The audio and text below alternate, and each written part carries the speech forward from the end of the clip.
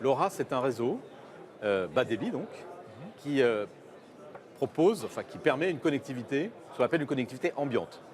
C'est-à-dire, en clair, c'est un réseau complémentaire par rapport au réseau cellulaire classique, qui va permettre de raccorder cette population d'objets connectés qui auront cet accès au réseau LoRa dans des conditions de connectivité très peu chères. Parce que là, l'argument économique, il est très important. Quand vous avez plein de petits objets, il faut que ça ne coûte pas cher.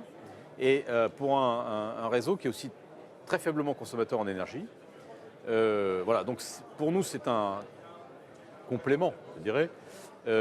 Ça vient aussi en anticipation de l'évolution des réseaux cellulaires, puisque, vous le savez sûrement, la 5G, donc la prochaine génération de téléphones mobiles, va intégrer complètement cette fonctionnalité des objets connectés.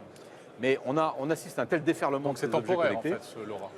C'est une première brique qui est nécessaire, qui va permettre d'accompagner la première vague des objets connectés qui arrive là aujourd'hui.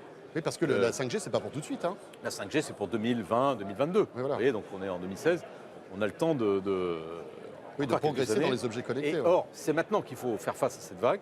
C'est maintenant qu'il faut proposer la connectivité qui leur convient, économiquement et technologiquement. Voilà, donc pour l'instant, c'est une offre B2B. Le réseau LoRa, c'est-à-dire c'est B2B. C'est pas dans la Livebox. Hein, c'est pas dans la Livebox, c'est du réseau. Comment ça va B2B. fonctionner d'ailleurs? C'est un réseau qui est complémentaire des réseaux cellulaires que vous connaissez. Vous êtes en train de construire d'ailleurs. Hein. Qu'on déploie actuellement. Aujourd'hui, on a des antennes. Hein. On a des antennes LoRa dans 17 grandes agglomérations. On aura une couverture nationale à l'été 2016. Donc c'est un réseau qui se déploie aussi très, très rapidement. On a décidé de le compléter, ça j'ai annoncé ça tout à l'heure aussi, par un système de lampes. Qui sont des antennes en fait LoRa. Et vos collaborateurs qui vont installer absolument. Voilà, des petites lampes LoRa. Voilà. Très futuriste d'ailleurs, c'est très élégante. C'est très beau, ça s'intègre assez bien dans un salon, dans une maison, dans un appartement. Mais ça c'est quoi? C'est un point d'accès LoRa en fait? C'est un point d'accès LoRa, exactement, qui va permettre à la fois d'améliorer la couverture pour les objets connectés qui sont raccordables à ce point-là. Et puis c'est une technique assez amusante, inédite d'ailleurs dans notre métier, de déploiement collaboratif, puisque finalement on va s'appuyer sur les utilisateurs pour le déploiement du réseau. Stéphane Richard, un mot sur ce réseau des objets connectés. On a une pépite en France, une licorne qui est Sigfox. Oui. Pourquoi avoir choisi le concurrent de Sigfox, vous Orange, pour cette technologie de réseau des objets connectés? Bon, d'abord, nous, ce n'est pas un choix de l'un contre l'autre. Il faut bien le comprendre. Nous, on travaille aussi avec Sigfox. Aujourd'hui, vous communiquez sur LoRa et pas sur Sigfox. On communique sur ce qu'on fait nous. Si vous voulez. Donc nous, en tant qu'opérateur, notre métier, c'est quand même de déployer des réseaux. Certes, ça peut être d'utiliser des réseaux déployés par d'autres. Sigfox est un concurrent finalement. Ce n'est pas un concurrent, c'est un opérateur. C'est pas la même logique. Sigfox est un opérateur de réseau. Ils veulent construire, ils ont commencé à construire un réseau pour les objets connectés qu'ils opèrent eux-mêmes.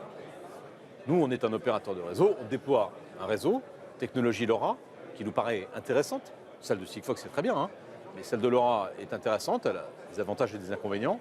On n'est pas les seuls opérateurs à le faire. Hein. Il y a Bouygues Télécom qui le fait aussi, vous savez, qui sont assez impliqués. Il y en a d'autres en dehors de la France. Vous savez, moi je crois qu'aujourd'hui, on n'en est pas au stade d'éliminer l'un par rapport à l'autre. Nous, on est assez agnostique, en réalité. On essaie de proposer des solutions qui apportent une vraie possibilité à court terme. Notre métier, c'est de faire des réseaux. Et donc, c'était assez logique qu'on se tourne vers cette technologie de LoRa. On ne tourne pas le dos pour autant à Sigfox, pas du tout. On a des expérimentations avec eux, notamment d'ailleurs dans des pays où on n'a pas de réseau LoRa, puisqu'on est quand même présent dans plus de 30 pays. Il y a de la place pour tout le monde. Vous savez, dans ce monde des objets connectés, on parle de 25 milliards d'objets connectés en 2020.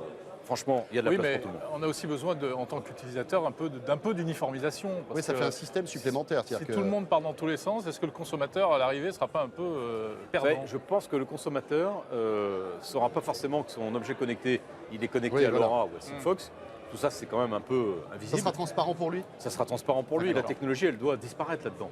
Donc, l'utilisateur, il va simplement avoir des objets dans les mains, voir la connectivité de ces objets et ensuite la capacité aussi à les faire interagir ensemble. Je ne sais pas, moi, s'il y a une technologie qui prendra le pas sur les autres. On verra bien. Je pense qu'aujourd'hui, on est dans cette phase de montée en régime. Il y a tout un écosystème qu'on voit se développer aujourd'hui. Et une fois de plus, nous sommes agnostiques. Nous ne choisissons pas l'un contre l'autre.